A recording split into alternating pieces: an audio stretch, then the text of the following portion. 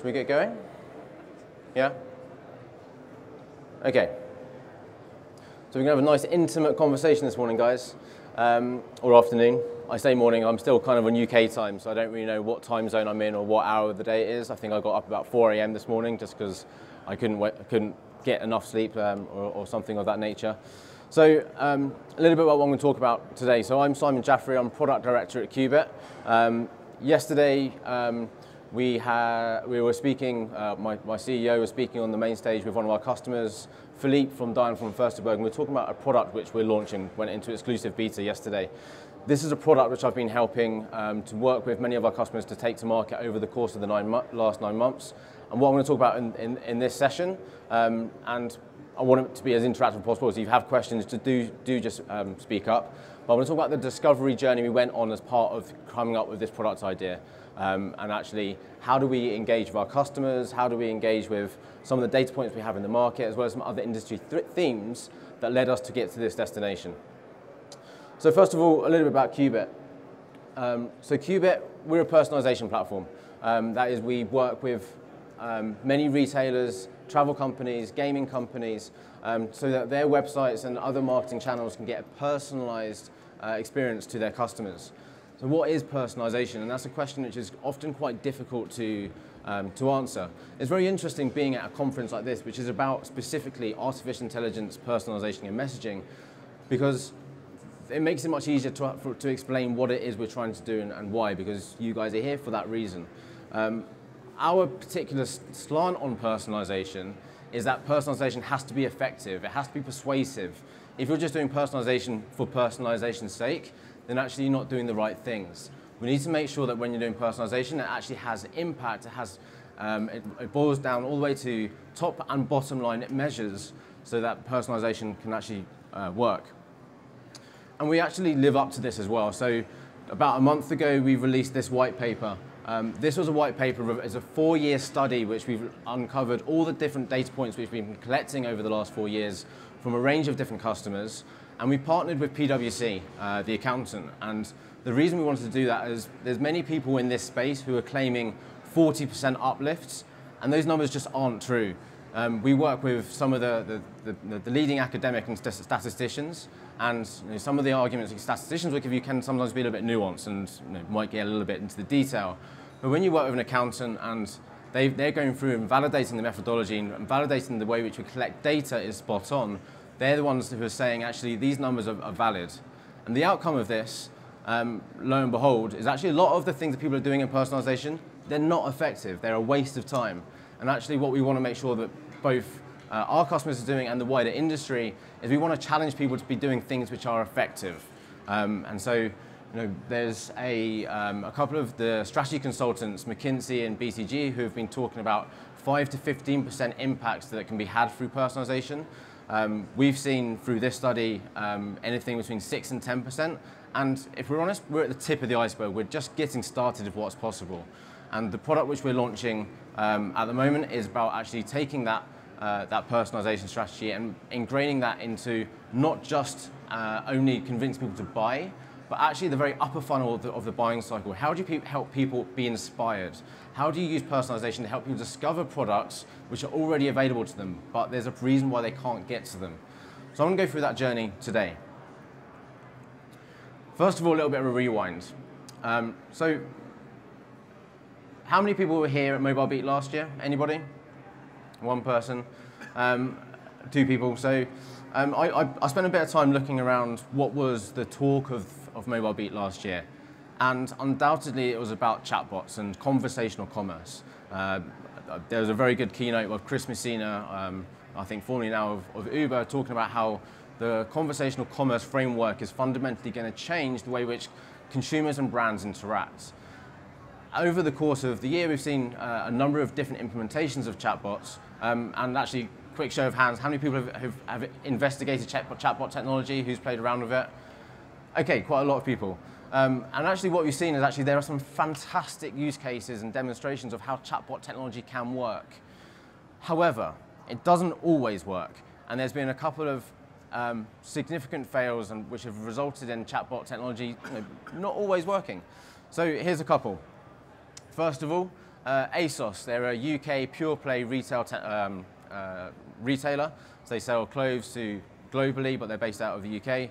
And here they're using chatbot technology on Facebook. Read it out. So someone is on the Facebook wall, Sophie Holding. Are these responses computer generated or something? They don't make sense. So somebody's realized that this chatbot technology is a chatbot. Fine. But when the ASOS response comes in, they're still trying to make out as if it's a human. ASOS Danielle is, sorry you feel this way, Sophie. That's not really working for the customer, and the human is always going to realize that there is a chatbot at the end of it. And so if you try to make up that this is actually a human interaction, to some extent, there's a disrespect to the customer. And so that's a fine balance to walk. On the far extreme of things, Microsoft had a little play with chatbots. There's this robot called Tay. Has anyone heard of Tay? So where Tay went, it went into racist, sexist remarks. And the reason it did that, and it's not nice, but basically one of the key elements about how this technology works in artificial intelligence is the feedback loop. Now, the feedback loop needs to have very strong constraints as to know what to use, what not to use. Otherwise, you can end up with very populist, not nice chatbots. And so that technology didn't work. As a result of this, some retailers in the space which we operate have resulted in them pulling back from chatbot technology. I would argue that's the wrong decision to make, and actually the question shouldn't be, are you investing in chatbot technology, but much more around, are you using chatbot technology in the right way? Chatbot technology is not going to solve all your problems, and actually what we've seen so far from chatbots is that it's very good for transactional things. One of our customers, Shop Direct Group, they're based out of in the UK, but they have this term called Wizmo. Where is my order? It's the #1 question that they get on their customer support, and they've been able to scale that through a chatbot. And that's a very simple transaction that they can do for a chatbot. And they've been able to take that one use case and apply it to 3 or 4 other ones, like have you received my return back? What's my credit score at the moment? Those types of things.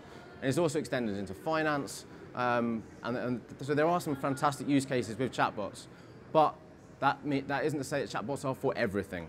There are many more complicated things out there. What we've been exploring through this journey, and the reason I start with chatbots, is we thought that chatbot could be the answer to this problem. I'm going to walk through what the problem is, and you'll realize why chatbots weren't quite the right place. So let's talk about what the problem is with commerce. This is our core customer base, and so quick show of hands, how many people work in commerce or retail in some area? Okay, cool. So we wanted to explore what it was that commerce needed, rather than jumping straight to the conclusion of chatbots.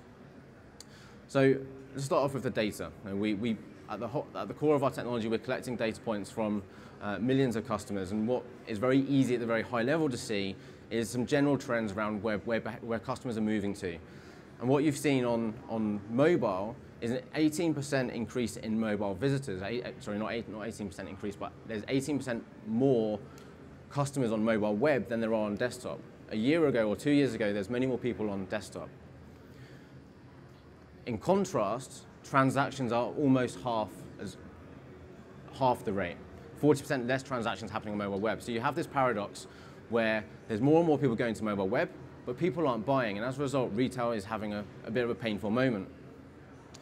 So then, myself being a product director, I want to go and figure out what's going on there. And you ask the question, what is the problem that we need to solve here? And there's a couple of key pillars that retail needs in order to operate. And so we sort of go through those one by one. The first question to ask is it price? This is fundamental, and Amazon have made price at the core of their operating model, Amazon.com that is, whereby they don't want to be in any way outcompeted on price. And so that's the first question to answer. The second one is around, is it convenience? Is the website easy to use? Is it easy to transact? Can people buy things very easily on the website, on the mobile website? And can the supply chain, is the supply chain efficient such that the product gets to you and you're getting a good, convenient service? And the final one is around inspiration. And so part of retailing is actually being able to inspire the customer so that they know what you have to offer. And so that was the area which we had a hypothesis what might need to be solved, but we thought we'd go out and explore. So we did a consumer survey. What makes buying on mobile web difficult? And you'll see through these answers, and I'll go through them. The top answer, people find it difficult to check out on mobile web. I don't think many people will dispute that. However, what we've seen, and I have first-hand experience from this trip as well, using Hotel Tonight in the app, and you can buy, or you can book a hotel room and transact just using Apple Pay. That Apple Pay and technologies like that will make sure that that top problem goes away pretty much instantly. And so commerce providers are often integrating Apple Pay and that technology into the system. And so that's not a personalization problem, that's a generic systems problem. Then you kind of get into the second group of things. Users cannot easily discover new products. The screen size makes it difficult to evaluate the product. There's issues of design and navigation, and searching is difficult. Now, all of those problems can be grouped together of the notion of discovery, helping people find the products which we're offering. And when you sort of summarize it, and I think it's been put best by Jason Del Rey, who's a journalist at Recode, is that e-commerce takes the serendipity out of shopping. I think on a desktop, you're able to get away with it. You've got larger screen real estate. And actually, on a large screen, you can just add a new feature. You can add in another product. You can just squeeze all these things in. But actually, when you come down to mobile, the challenges are very different. You have to be much more selective about what you show the user. And actually, inspiration is hard to come by. So let's look at the real world a second and see what works in the real world. So if I'm a consumer and I'm looking for inspiration in the real world, there's a couple of places which I might look. First of all, magazines. Vogue, if you're looking for fashion, or there's many homeware stuff, and that's a good place for ideas and inspiration to come together. There are many online magazines which work like that, but there's a disconnect between the online magazine and an e-commerce platform. The second is a storefront. Working with Philippe at Dine from Furstenberg, he's talked about some of his strategy about connecting the online and offline experience in terms of what they're doing in inspiration. And actually, when you're looking at a mobile screen, the storefront gets very small. And what we're also seeing in the data is on a desktop, 1 in 3 people see the homepage. The homepage being your storefront, where you can push people to where you want to go next. On a desktop, that number goes down to 1 in 8. So 1 in 3 down to 1 in 8. 1 in 8 people see the homepage on a mobile phone. Why is that? Much more deep linking happens. People deep link into areas, straight into product pages, so you only have exposure of one product, and then you bounce back out again. And what else helps isn't around there. And then finally, and this might sound a bit random, but things like sports sponsorship. I picked this one out. Nike is the sponsor of Barcelona football team, or soccer team. But also the fact that Rakuten are sponsoring Barcelona. Rakuten's a technology company. Why are they doing that? They're doing that to make people more aware of the brand. And all of a sudden, Rakuten's going to be in much more people's mindset. And that's a way of creating inspiration at a much more implicit level. And there isn't really an online equivalent of doing that. So when you summarize the problem, you've kind of got these 3 things going on. First of all, you've got a small screen. It's much more difficult to show the user all the different possibilities, but that you have to somehow get information to that customer in some way. Secondly, there's much more content than ever.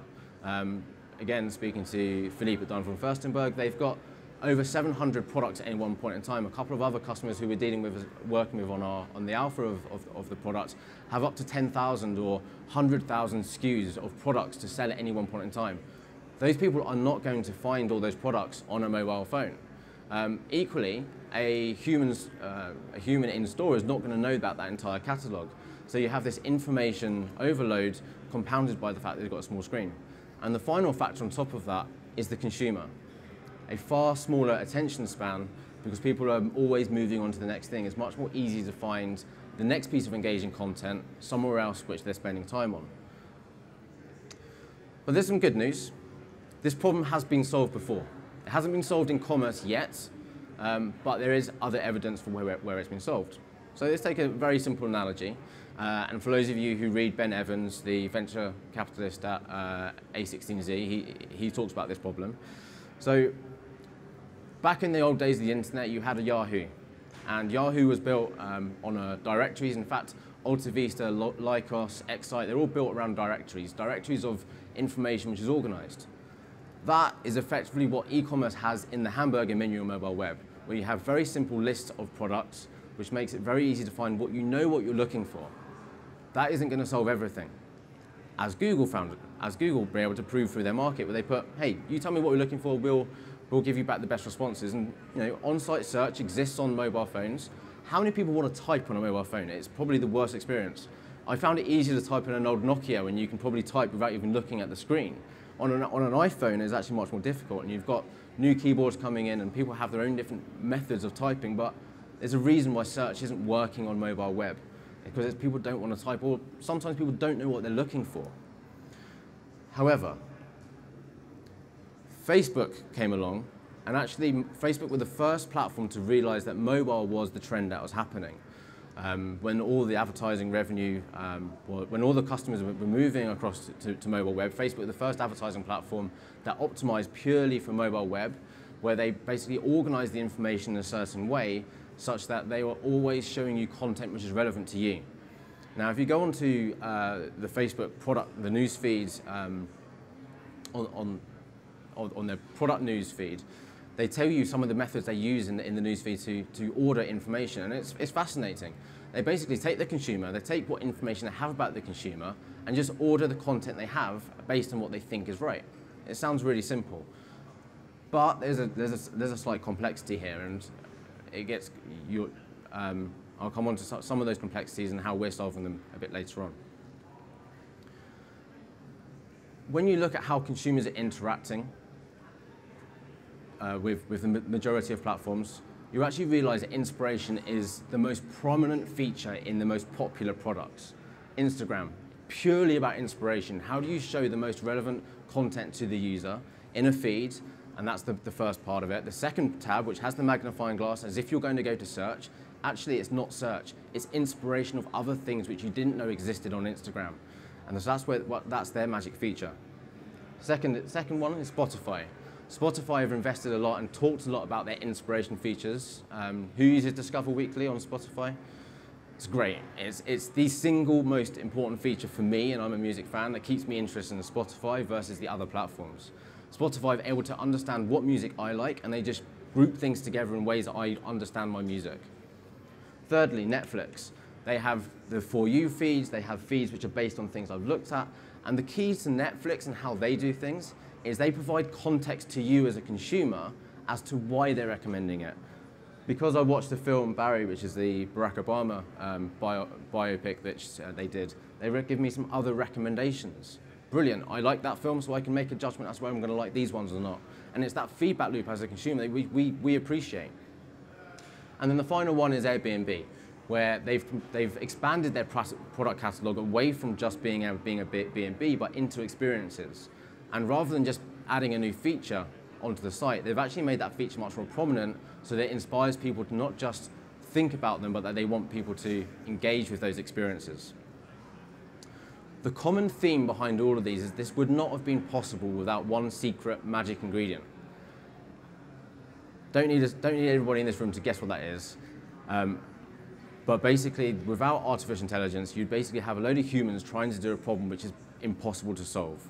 And over the course of the last year, I've had the privilege of working with our data science team in terms of incorporating all the data which we've been collecting and actually figuring out the best ways to introduce artificial intelligence into e-commerce with a very specific use case in mind. So for those of you who are in the opposite room over there in a presentation about 3 o'clock yesterday, they're talking about how artificial intelligence is used and integrated into corporations or into a culture. And it's difficult. It requires a change in mindset of how the organization thinks. And so the way that we had great success at introducing artificial intelligence is we created a very narrow team with a specific use case to solve, which is around discovery, around inspiration. And if you can prove out a success in one place with artificial intelligence, then it becomes much more easy as a product director to make a justification and say, hey, they've had success here, let's roll it out into other places. So the key ingredients in terms of applying AI, number one, as everyone by now will hopefully understand, is data. You need to have all the data that you can possibly understand, and our position is that that data has to be very specific, very intentional.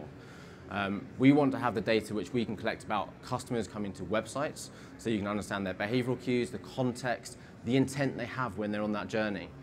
But then you also need something to map that against, and so for that, you need to have product data as well.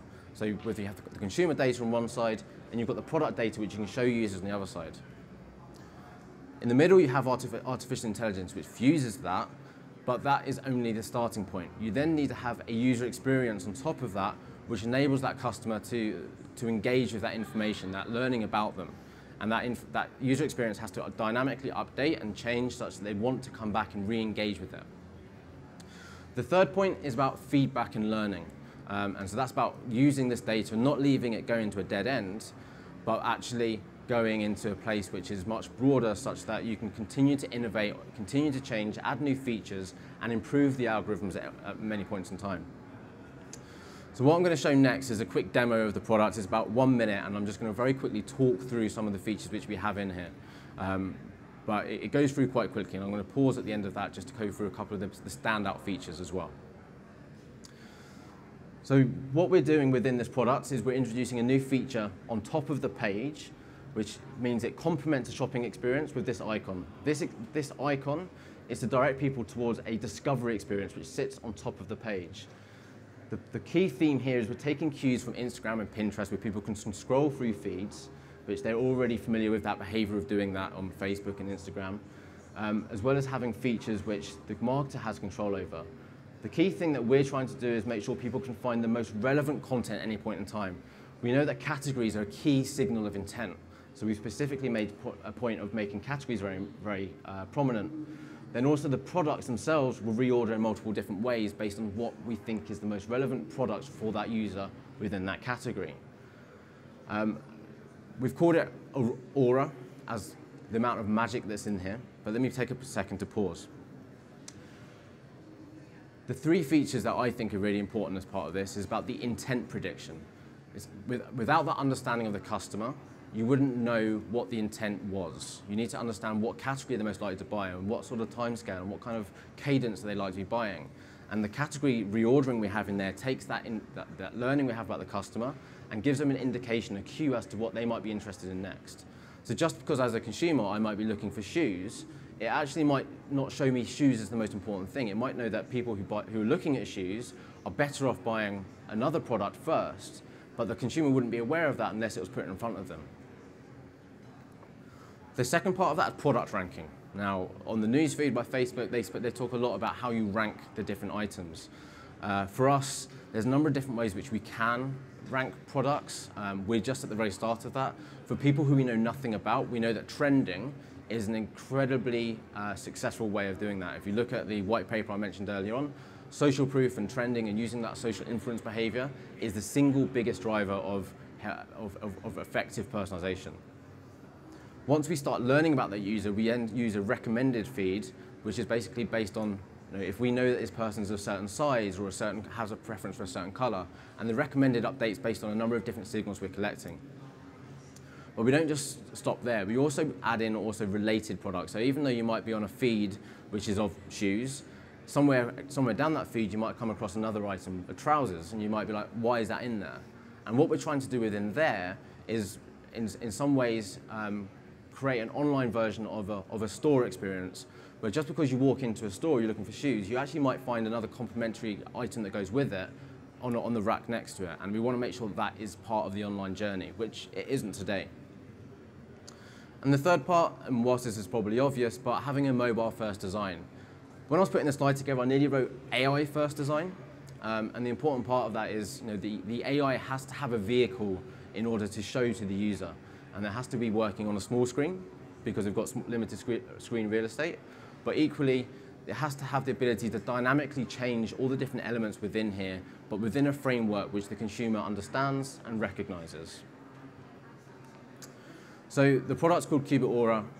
If you're in retail, we've got a limited number of spaces available for customers to onboard as part of the exclusive beta. If you're interested in having more conversations, we'll be over at the booth just behind you. But in the absence of that, we've got about 5 more minutes. If there are any questions, we can stop there. That's about all I wanted to say today. Thank you very much for all your time. I've got a couple of other details to go into, a couple of notices. So there's another presentation on stage by DoorDash in about 5 minutes time, 10 minutes time. But otherwise, I'll stick around and take any questions that people might have. Thank you very much.